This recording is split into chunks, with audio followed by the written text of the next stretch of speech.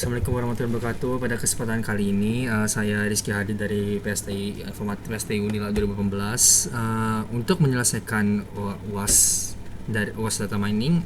Saya melakukan analisis dataset dari dataset dari Akut Information. Data ini didapatkan dari UC Machine Repository sesuai dengan yang ditujukan oleh dosen.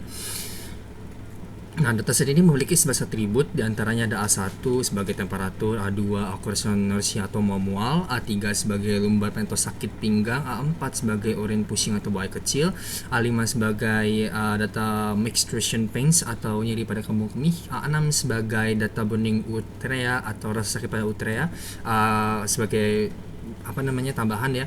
Maksudnya Akut Information ini sebenarnya ini penyakit kalau misalnya kita pernah kencing terus perih, nah ini nih, itu penyakitnya itu ini. Akut Information itu panas, perih ya dan sebagainya, itu Akut Information atau peradangan.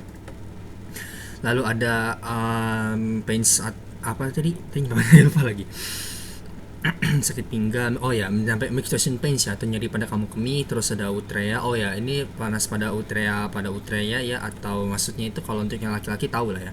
Terus D1 sebagai decision data buai kecil, dan data D2 sebagai decision data nephritis pada ginjal. Nah, analisis ini dilakukan dengan tujuan untuk mendapatkan visualisasi data, membaca dan melakukan klasifikasi serta clustering data peradangan akut. Nah, terus ini saya menggunakan aplikasi untuk analisis ini saya menggunakan aplikasi WK Explorer ya, menggunakan WK Explorer ini yang saya gunakan. Ini laporannya, terus ini WK-nya, ini aplikasi WK. Aduh, hilang lagi. Nah, ini saya gunakan di sini, filternya adalah numeric to normal. Lalu atribut yang saya pilih di sini adalah D1, atribut D1, tapi kelasnya adalah D2. Kenapa saya pilih atributnya D1? Karena nanti D1 ini kita D1 dan D2 ini kan di sini saya jelaskan. D1 ini sebagai decision data buai kecil dan D2 sebagai nephritis pada ginjal. 2 ini sebagai bukti kalau misalnya 2 ini yes, ini berarti udah pasti, sangat pasti kalau kita itu menderita penyakit ini. Nah, makanya saya menggunakan data dari 2 ini, dari D1-nya gimana. Kalau misalnya D1-nya yes, tapi kalau kelas D2-nya no, nah ini di sini kita bisa tahu label no yes, count-nya berapa, 6159 karena jumlah datanya ada 120 ya. Tab-nya ini nominal, kan tadi saya pilih numeric nominal, lalu weight-nya ini. Nah, ini jelas ya bar chart-nya kayak gini. Ini visualisasinya gimana kalau misalnya dia yang tadi no, ini kayak gini visualisasinya. Kalau yang yes, ini gimana visualisasinya. Jadi kalau gini sih kita bisa terlihat kebanyakan yang no. Bisa 50-50 ya sebenarnya, jadi tergantung dari sini. Saya buka kedokteran, jadi hanya maka visualisasi datanya saja. Lalu yang kedua, proses dari classify. Ini adalah proses dari classify-nya dengan filternya J48. Classify-nya kembali lagi ke nom D1 karena emang datanya pakai D1 ya, bukan D2. D1 aja nggak apa-apa. D1 jumlah datanya 120. Di sini ada rate-nya semuanya 1 semua. Mungkin ya, gue nggak tahu juga kenapa. Ini tadi 6159. Kembali lagi ke tadi, classify-nya no yes. Di sini udah ada sebenarnya ya, tapi karena di sini classify masuk ke sini juga. Oke, ya masuk ke 6159 nggak ada masalah sebenarnya.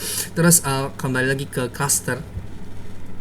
Bukan kembali lagi ya ke cluster, sekarang kita cluster clustering dengan filternya adalah simple k-means. Nah, di cluster ini lagi menggunakan nomor 6 D1, atributnya 1 sampai A6, terus full datanya 120, itu sudah pasti. Di sini ya masuk ke temperatur 37, 40 ya. Nah, kalau di sini bisa lihat no yes no-nya, terus ini juga bisa lihat kalau misalnya 0 itu 91, kalau 1 itu 29 dari 110 data. Presentasinya itu bisa hitung, sebenarnya bisa hitung sendiri, 51 per 120 kali 100% bisa dapat 76%, itu bisa dihitung sendiri. Cuman untuk data ID-nya ini beberapa WK untuk clusteringnya.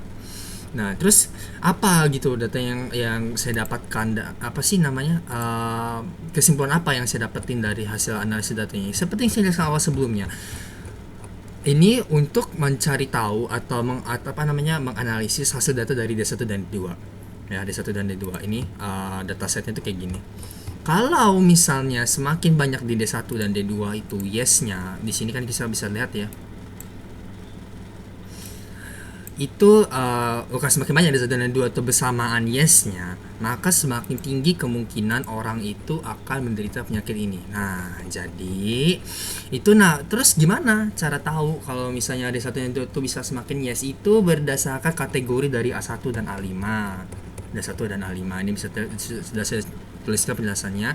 Kalau misalnya semakin tinggi A1, maaf A1 itu temperatur ya. Jadi ciri-cirinya itu kalau semakin tinggi temperatur. Nah, ke A2 sampai A5 itu kemungkinan kalau misalnya dia kebanyakan yes dari gejala-gejala itu, nah maka D1 dan D2 itu akan mengikuti yes juga.